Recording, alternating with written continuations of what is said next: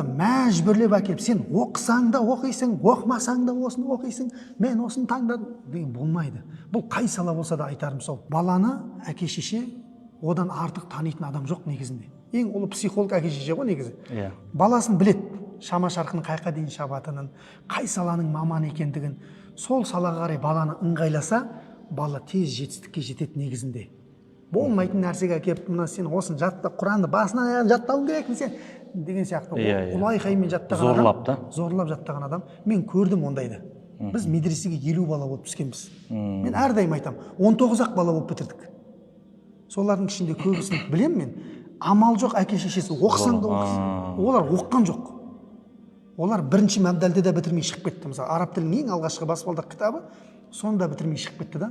Сонда түсінгенім, дедім, баланы мәжбүрлеп оқыту, қай салаға да оқыту дұрыс емес екен дедім. Бала өзі ынталы болған саласын. Өзің еркіне беріп. Бірінші көру керек баланы. Мына салада көру керек. Мектеп оқып жүрген кезде қай салаға ыңғайлы да? Ыңғайлы. Сол саланы білет, әке таниды, ана таниды. Міне сол салаға беру керек баланы. Ал енді жаңағы мәселеде балаға адал арамды үйрету мәселесіне ол әке шешенің міндеті. Ол бөлек мәселе. Алғашқы ілім деп аталады бізде, илмул хал деп аталады.